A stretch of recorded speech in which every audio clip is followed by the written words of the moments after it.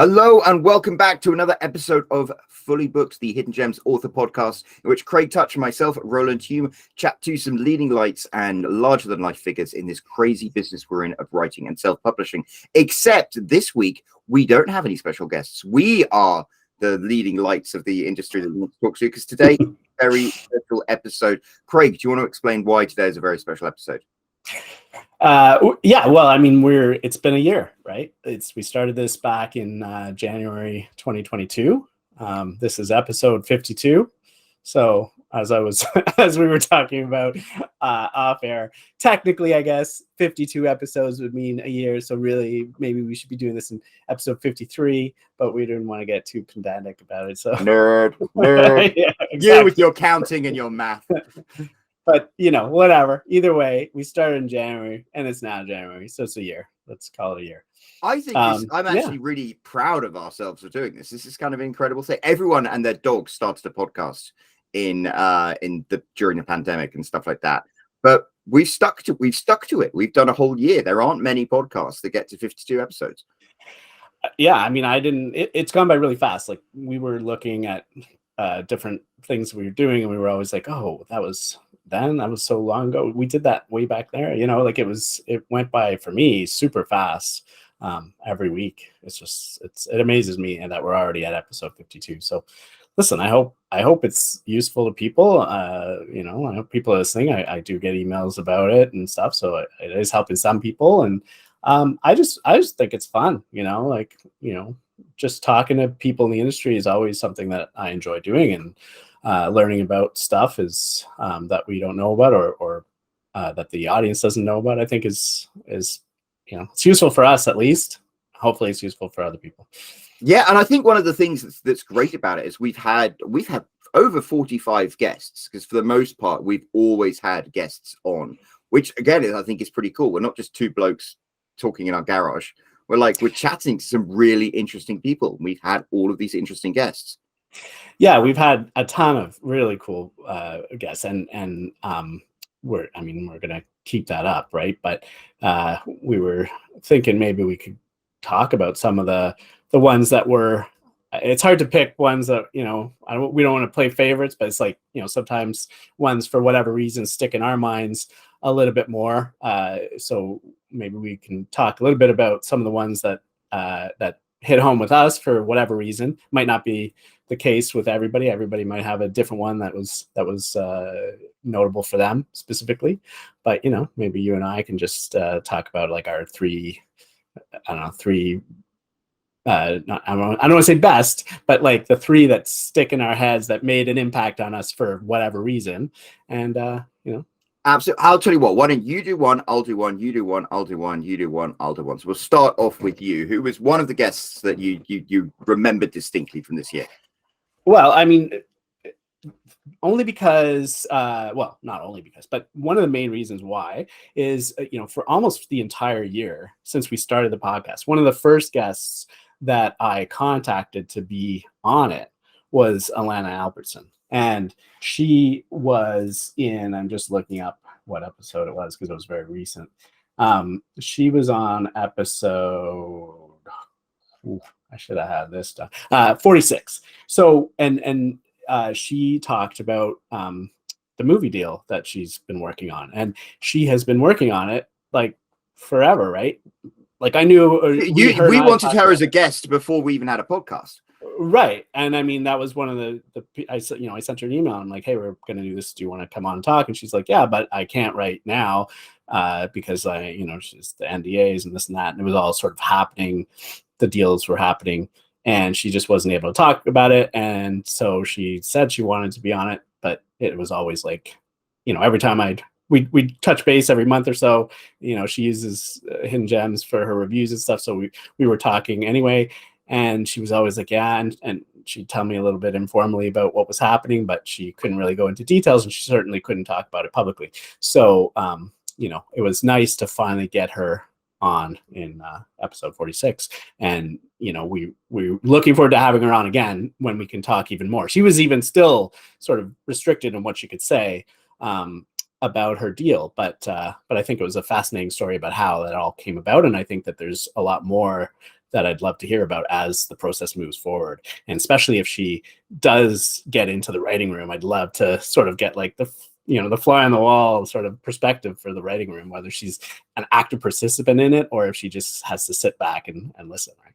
Yeah, and that's because I mean she's kind of living the dream, so to speak, as we all get into writing, and we all, I want Netflix to pick up my show but it could be a blessing or a curse if you don't get invited into the writing room. Imagine if you'd written something amazing and they went and completely butchered it, like a lot of movie franchises end up doing. Yeah, for sure. I mean, but then I think at some point, I imagine everybody's different, but I think a lot of us would be like, just give me the deal and do what you want to do. Like I like, sure, I in an ideal world, I'd like to have all this control, but if it's all or nothing, I'm gonna like if it's like I can have the deal and have no control or have no deal, I'd probably still take the deal. I can understand that. That was a great one. So my first one, she's actually one of our most recent guests, but I found it such a fascinating topic. It was Kayla Perrin, who's of course an amazing writer, but she was here to talk to us about dictation software and how much it had sped up her writing.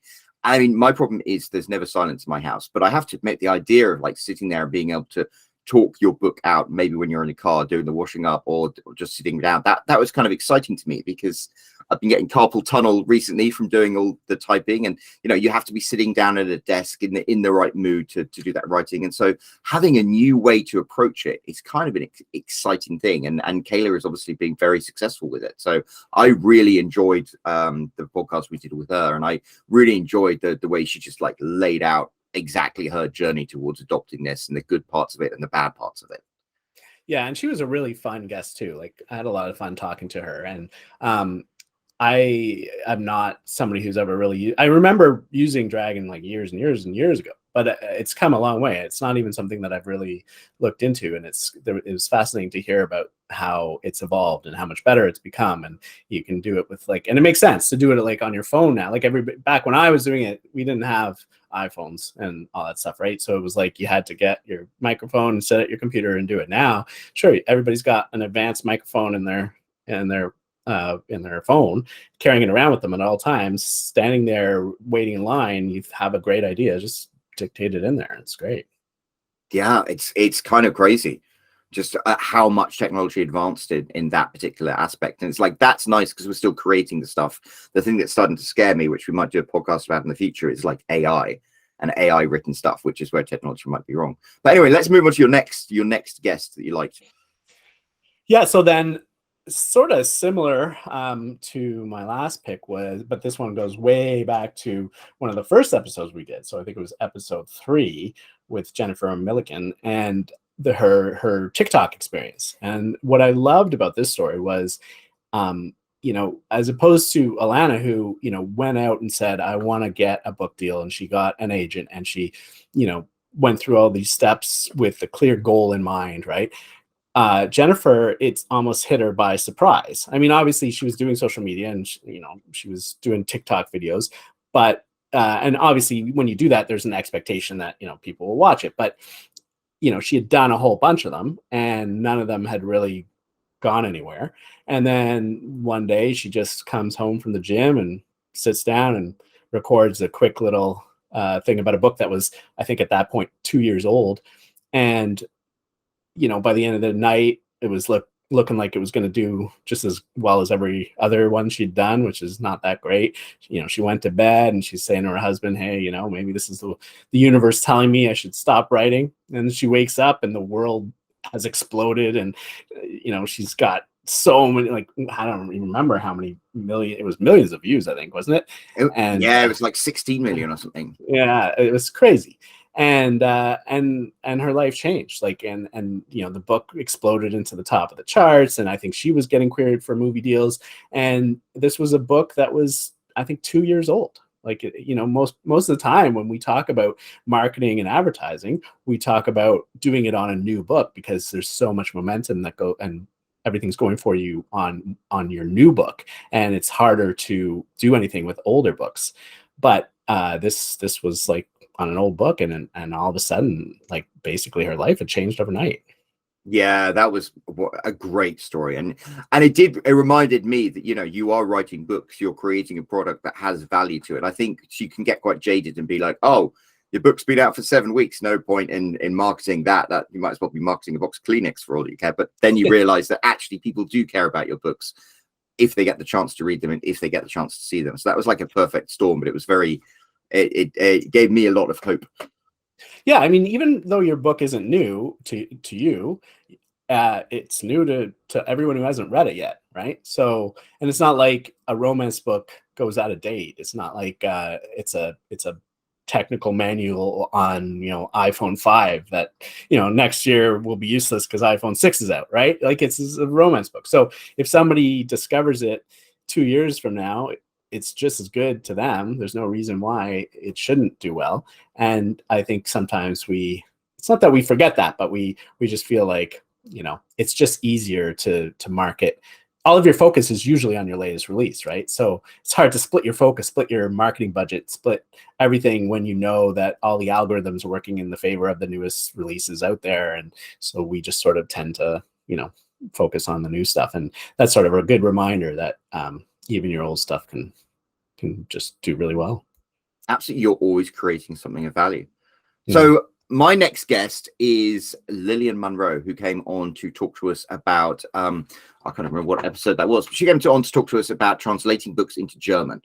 And I really enjoyed that episode, kind of for personal reasons, because I knew Lillian before we got into making the podcast way back in the day when, I used to give her advice. And now she's just stuck to it and worked really hard and become so prodigiously successful, and she's now leading the way in translations and dipping her toe into audiobooks and stuff like that. And she, I think, is a really great example of, if you treat this like a business, then it can be very, very successful for you. And I think a lot of us self-published authors get in our own way, or we don't commit, we half-ass it, we don't really commit. And she literally deconstructed and re-engineered and built out a machine to make what she does successful, and I just have such respect for that. So it's kind of exciting to go in and see that. Yeah, that was episode 32, and I agree. It was really interesting to hear about that, because we actually do hear sometimes. I hear about it. I know you've heard about it, where authors go and they translate their books into other languages, and then they hit those markets, and those markets are so much less saturated than the US market, right? So if you're able to do that, you actually have this advantage where you're in a much less competitive market for your books, because there's just less content out there for a lot of the stuff, right? I mean, sure, there's still a lot, but there's far less, because most authors that are publishing these books, they're not translating them into other languages. So, you have your leg up on all that. It's kind of like audiobooks and all that stuff. Like every different avenue and every different place you can put your book that will maybe hit this other market that not everyone else is hitting, gives you another place to find an audience and to grow your fan base. Absolutely. And this is why it's so important to see what other authors are doing, because what might not work for you in one particular thing might work for you very well in another. So who's your next guest on the list? So this one was kind of like a surprise to me in the sense that I really didn't think that I was gonna, I don't know, connect with this topic too much. Certainly not to the extent that I did, but in episode 47, when we talked to Abigail Owen about OneNote.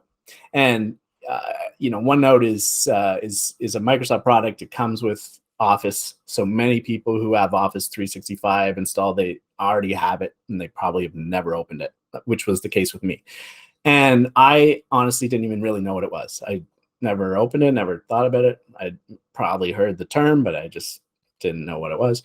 And I think if you listen to that episode, if you pay attention to the way that I'm sort of talking about it at the beginning compared to how I'm talking about it at the end, you can see my skepticism slowly turning into conversion, and now I'm like a OneNote I'm an addict. I'm a fanatic. I've put everything into OneNote because I like to be organized. And for me, I was always like, I have, every time something comes up, I open up a notepad and I start, clicking away, and then I save it. And it's on my desk. I have an 8 million notepad, and then you got to find something, you don't know where it is. And, like it was a mess. And and OneNote allows you basically to sort of always have this notepad open that you can keep organized, you can keep track of, or put them into tabs and into whatever, and then it syncs to so I got it on my phone. I can, everywhere I go, it's the same information. It's, before it was like, okay, I'm out and about and I need to look something up, but I wrote it on a notepad on my computer. Now I can't until I get home, but instead now I can pick it up and see it right away. And to me, that was a big surprise, because I found something I didn't know I was looking for. I could see actually your eyes like light up during that episode. And I mean, you are the king of organization. I think that's why we work quite so well together, because you're very, very organized and I'm a leaf on the wind. And so like having that extra organization, I think, is incredibly valuable. So I might even look into OneNote. I thought I was organized, but clearly I wasn't. But now with OneNote, I am. No, I should have, like, Microsoft should break in now and give a commercial, and we should get paid for it, really. But yeah. So to me, that was a big surprise. So what's your third pick? My final one was Terence Layhew, who came on to talk about the one book that he wrote at that time, which is Reason and Romance, which was kind of like Jane Austen set in the modern day with a male lead. I enjoyed speaking to him because he reminded me of something that I think it's very easy to forget about when you approach this business like we do, and that is to have fun with it and to write a book that you want to write. And he had no real like aspirations to be massively commercially successful with this book. Whereas I know when I write a book, I'm like, okay, I have to launch it correctly. I have to market it. I have expectations about what I want to get back to it. And so to a certain extent, you lose some of the fun and passion of what got you into writing in the first place. So it was kind of refreshing and really enjoyable to see someone talk about their writing in just a way that it brought them joy and it made them happy. And they enjoyed it as an experiment. They enjoyed it as a project. They enjoyed putting it out there. It was just, that joy in writing that I think it's very easy to lose sight of when you are in it too deep. Right. We spoke to Terence in episode 30, and I agree. Like, sometimes I was actually talking to an author about this just this week.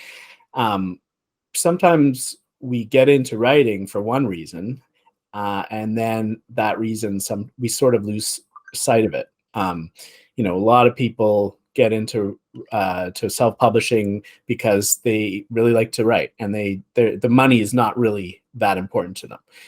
Other people get into it for the money, but for the people that sometimes get into it because they love to write, and then they have some level of success, and they start making some money, and then sometimes we sort of lose track of it, of why we started in the first place. All of a sudden we're making the money, and then that money does become important to us because we start to rely on it, or we start to expect it or whatever. And then it changes, the market changes, something changes, we start making less. And then all of a sudden we're stressing about it. And now we don't know what to do. And we're thinking, oh, we should just quit or I don't know, we're rethinking everything about what we're doing and how we're doing it. And then it's like, you've got to remember, but that's not why you started writing. And you have to get back to, you wrote because you enjoyed it and you weren't here for the money. The money was nice, but I mean, just because the money goes away, did you stop enjoying? Do you no longer enjoy writing? I mean, if you don't enjoy it anymore, then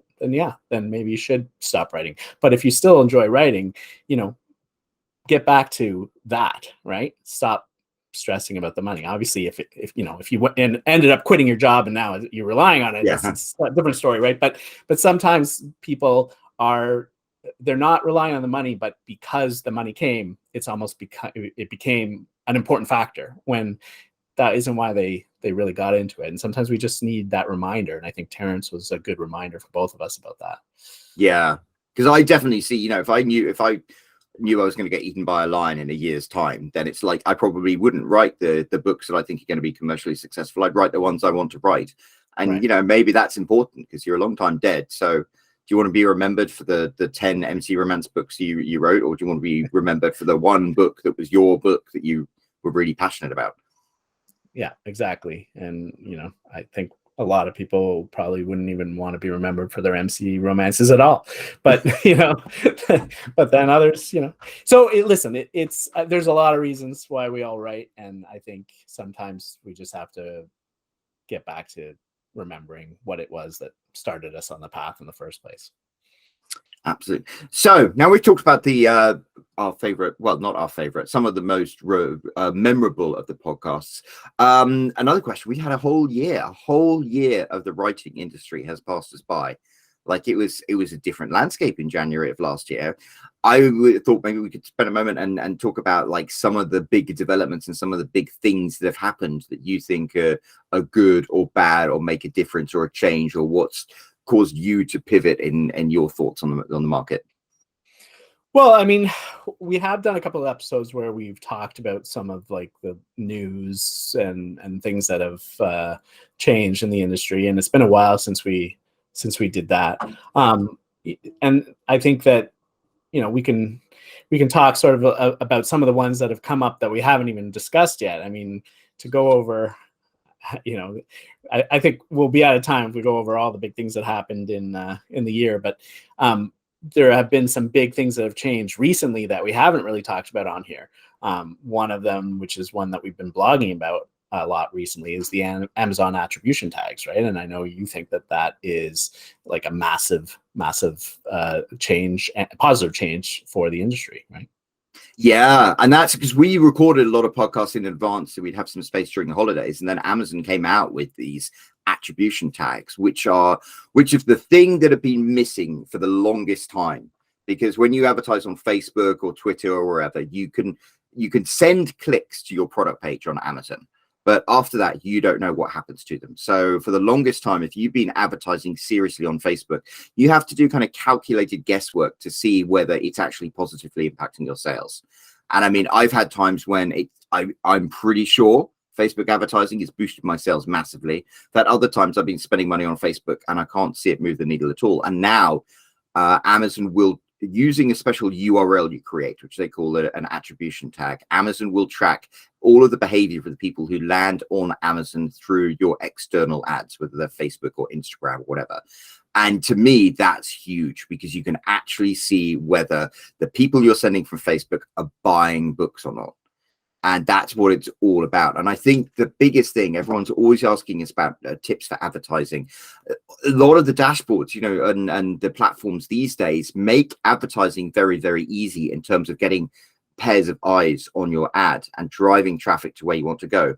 But it's your book page in particular that's the big thing. If your book page isn't set up to the point that more people click on it than you spend on advertising, you're going to lose money. And you just didn't know what was going to make the difference until now. And I've been experimenting with attribution tags for the last month or so, and I'm just loving it. I mean, I haven't made a huge amount of money on it yet, but the amazing thing is you're running adverts and then it's like, oh my goodness, look, I did actually sell books. I did actually get page reads. I am actually making a daily return on my investment. Even though, you're spending $20 a day on ads, you're getting $6 a day back. That's fine. But if you run 5 days of ads and you get 20 days of $6 a day back in page reads, then you're finally making money. And it just allows you to really know once and for all whether you're in the black or in the red, and what works and what doesn't. And now if you change your blurb, you can see whether that converts more. If you change your cover, whether that improves things. So I think right now is probably the most exciting time to be able to advertise externally, because you are finally able to see whether that advertising actually works or not. Right. And then kind of like on the flip side of that, on the darker side of that, right, we have that whole change that's happened where Amazon isn't sending people to their site through their app because they don't want to pay Apple and Google a percentage of their sales. And so, on the one hand, now we have this like tool that will help us determine whether our advertising clicks will make money. But on the other hand, this other change has made those advertising clicks make less money because, Amazon automatically, I guess, pulls people in. If you have the app installed and you click on an ad for a book, it'll pull that book up in the app, but then the app won't let you buy it. You have to then go out and find it separately through the website and buy it that way. And then we know every click between the advertisement and the sale is going to lose a certain percentage of buyers. So that has a big effect, right? Yeah, this is one of a real problem, I think. So whether you have an iPhone or you have an Android phone, Google or Apple decide, hey, any transaction made on an app, they get 30% off. And so that's a big deal. If you buy a $100 TV on the Amazon app on your Android phone, then $30 of that straight out of the gate goes to Google. So Amazon have had to cut back on the things that they allow to be bought there, because for them, ebooks just aren't profitable. They're, they lose they're giving you 70% royalties, and then from that 30%, they now have to give an extra 30% to Google or to Apple. So they simply stopped the ability to buy an ebook on the Kindle app, or no, on the Amazon app. And it does. If 70% of people are browsing Facebook or Instagram on their phone, so when they tap on your ad, the Amazon app will automatically open up, and then that book you sent them to, they can't buy with that tap. They have to go through to the Amazon website. And I know for me personally, anytime I try and get through to the Amazon website, it opens up in Chrome and it's like, you need to log into Amazon. And they're like, I can't remember what my password is. That's why I have the app in the first place. So I'm not sure about this. There are different schools of thought. In my experience, I've noticed that I am selling massively fewer books now than I used to. And I know the adverts are working. I know you can still download a book to read on Kindle Unlimited. So I'm still getting page reads. So I know that people are clicking on and buying and, well, clicking on and downloading and reading my books through the app, but they're just not buying them in the same numbers that they used to. And I think it's really hurting the effectiveness of advertising on Facebook. So exactly as you said, Amazon has come in with these wonderful attribution tabs that could be a game changer. But at the same time, they've literally cut the legs out from under all of the self-published authors, because they've cut off one of the easiest ways for us to make money. And every time you ask somebody to do an extra click or go to an extra website, you lose 50% of them. So it really is, I think, hurting the effectiveness of advertising. I can't imagine that Amazon will stick with this. Surely at some point they've got to make some kind of a new deal or new arrangement, because I don't know. It seems ridiculous to me that they are willing to lose all of the money that they get selling ebooks just so they can save the money that they're not giving to Google. Well, but I don't know. Maybe I'm not 100% clear on the math here, but let's take this for a second and look at it. If they are giving for a $2.99 book, the split is 70 for authors and 30 for Amazon, right? Yeah. So, but if they have to give 30 to Google or Apple, then they're getting 0. Yeah, I believe no, you're absolutely right. I believe the percentage is straight off the top. So yeah, it's a $2.99 book on that they're selling. Normally they would get 30% and the author would get 70%, and now 30% has been taken off the table right away. So they're making 0. So I don't think Amazon's going to buckle, because why should they, right? Otherwise they're just giving away the books. They're not making a cent off of it. So they have to, I guess, decide whether or not they can figure out some other way to, I don't know. I guess they can make some sort of deal with Apple or Google, but any kind of percentage they get, or what they might end up doing is pass the problem on to the authors and be like, well, the 30% is going to come out of your side. That could be how they decide to do it. and then that starts to become a sucky deal. It's like when you're advertising but you're making 70% royalties, then you can, that's still a tight margin. But when you be getting 40% royalties, it starts to take the realism out of it. So I think it's so weird how we get this great thing coming in with attribution tabs, and yet they've really nobbled us with the Amazon app. So that's going to be something interesting to see how it unfolds in the year ahead. Yeah. And I guess the last thing is sort of what you briefly touched on before, and this is becoming sort of I think we're seeing a lot of talk about it, and it's not something that we have really talked about at all on the blog or anything, because it's a pretty new thing, is this whole idea of AI and this that chat GPT or something. GPT. Yeah, where basically, and I played around with this the other day, and it's not like, I don't think it's gonna all of a sudden, start writing books for us, but people are starting to use it to come up with, like, I don't know, outlines and write blurbs for them and stuff, where, like I said, we both have played with it, and I don't think that the blurbs that it comes up with yet are a good, they're not one that I would want to publish. But if you're terrible at writing blurbs, they might be better than what you were writing before, because they weren't terrible. Like, the blurbs weren't terrible. They were kind of flat. They were kind of like no personality, just like, it was almost like a news summary of the points of the story, right? But I think that it can get there because they're already where they are, and it's probably just going to get better. And I played around with it a little bit with an outline sort of thing, where I, basically you just put in,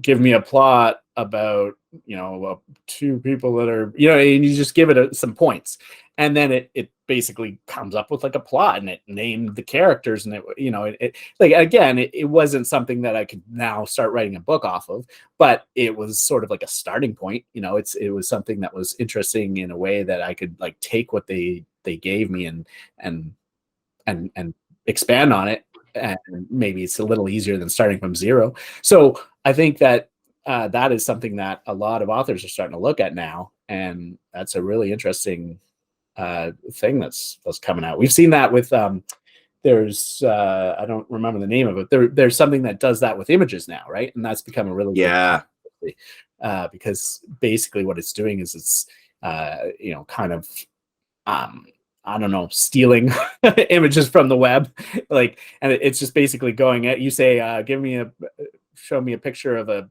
birthday cake with $signs all over it or whatever, and it'll do it.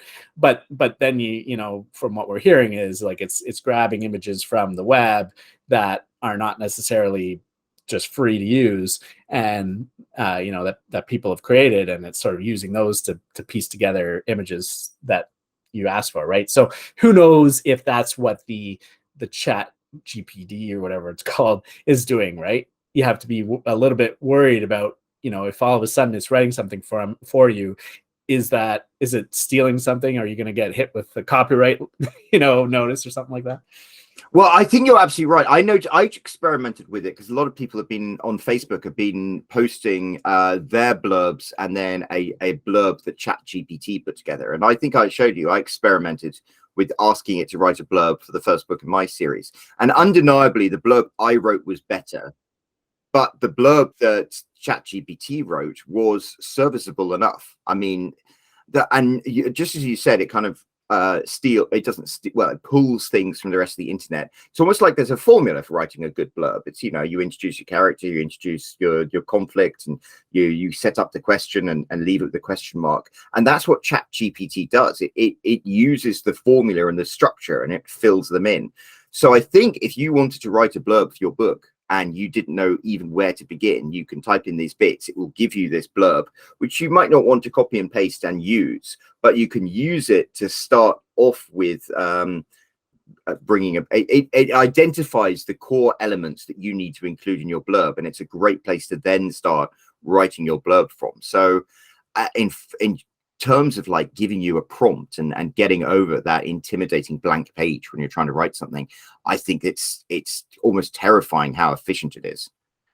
Yeah, I was actually blown away by how well the writing was. Like, you couldn't really tell that it was written by an AI. Like, it flowed, grammar was correct. It was, it was good. It was just, it wasn't as good as a blurb that somebody who is good at writing blurbs would write. So I wouldn't personally use it. But like you said, as a starting point, sure. Yeah, and I mean, it's amazing. I asked it a question, and it kind of comes up with a form. If you were writing blog posts, you could use it absolutely to generate blog posts and things. So I'm kind of scared to see where it goes, especially since I've been doing a lot of research into like screenwriting and things. There's a book called Save the Cat. I don't know if you've heard of it. It was written about 20 years ago, and it was called The Last Book on Screenwriting You'll Ever Need. And it's become so successful that once you've read that book, you can't watch a Hollywood movie again without being like, oh, I see. That's this part of Save the Cat. That's that part. That's this part. And it's almost like a formula, and it's become ubiquitous throughout Hollywood. And once you get those formulas, people use them again and again and again. And I'm just worried that the AI is just going to enable you to feed in ingredients and it churns out a serviceable story. I mean, I don't know if you're a Hallmark fan, but this year there were so many Hallmark movies, and people were making jokes about posting all of the posters, the Hallmark movies, and how identical and cookie cutter they looked. There was even one movie, it was called Sisters of Christmas or something, where they filmed one movie and they edited it in two ways and sold it as two different movies. And wow. Dan Harmon, who's the writer of Community, he came up with the Story Circle. He watched them both, and you know, he was like impressed at the sheer cynicism behind filming one movie and turning it into two movies and then just shamelessly throwing it out there. It's like there is something kind of terrifying about how AI can vomit out stuff that is just good enough that people will consume it. Yeah, I mean, I guess it's sort of like, I don't know. I don't know the particulars of that that case, but I guess, you know, if you look at when filmmakers film, you know, episode 2 and 3 at the same time, like Cameron's doing with Avatar, right? You could be like, well, you know, maybe they just filmed 4 hours worth of content and split it into two. But if it was actually, you know, really the same content but edited differently, then yeah, that's kind of crazy. Yeah, it really is. So I think AI is going to be something to look at, and not necessarily a good way, although it can help. I think one of the reasons advertising your books has become so much easier is because the algorithms have become incredibly powerful. And it used to be, when we started this, I would advise people, oh, you don't want to use the automated advertising features on these dashboards because they're so clumsy. But now I'm like, you know what, sometimes the automated dashboards, the automated advertising works better than your curated advertising. Right. I think the thing that people are put off by that is kind of the black box sort of issue there, where you don't really know what it's doing. So yeah, you can't tell, is it delivering this to the right audience? You know, is it doing what I think is the best or what it thinks is the best, which might not be the best for me? You know, like nobody really knows. But if you try it and the results are positive, then, you know, can't argue with results sometimes. I think it's such a weird time to be alive because, you know, back 100 years ago, everyone's like, oh, technology will enable us all to free ourselves from having to work so we can concentrate on creating art and literature and stuff. And now it's like, okay, guys, we're going to have AI to create your art and literature so you can focus on the tedium of your boring desk job. Yeah. And you know, like, I don't want to get into, you know, a whole, you know, the debate about AI and how it can be used in evil ways, but I do feel like that is one of the potential paths we're going down, where, you know, especially where you see how AI is used now to create images and not just images but video and the deep fake stuff and all that stuff, where they can basically do it on the fly and you can't hardly tell the difference. And I mean, once we can't trust the video we see, we're in a lot of trouble. Do you remember when we used to get told that the photograph never lies? Yeah, exactly. Right. And I mean, sure, we've had Photoshop for a long time, but video is much harder to do. And now it's like, you know, we could, I've watched, you know, real time people talking and then they have, you know, some famous person overlaid and it looks like it's them talking. And it blows your mind. Right. But it's kind of scary about how that can be used in very bad ways. So, you know, I guess we'll have to see, but hopefully it's not going to start writing books for us and put us all out of business.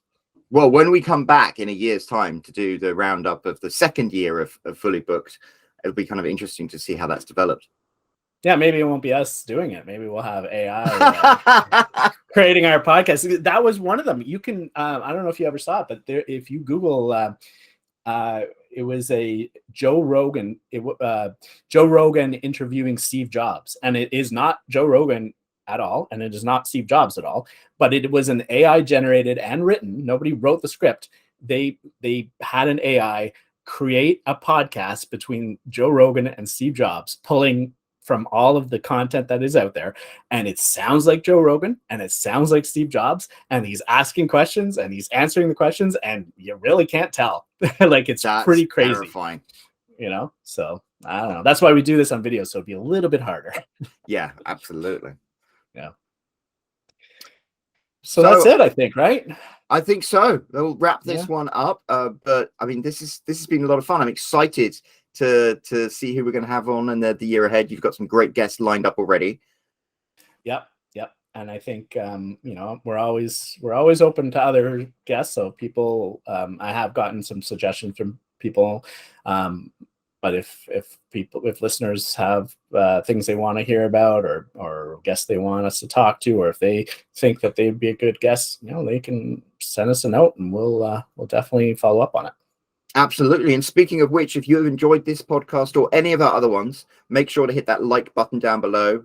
Leave a comment for us if you want to. If you haven't already, subscribe. And before we wrap up, Craig, any final thoughts? Just want to thank everybody for listening for the last year, and hopefully they continue and things grow, and we have a great 2023 as well.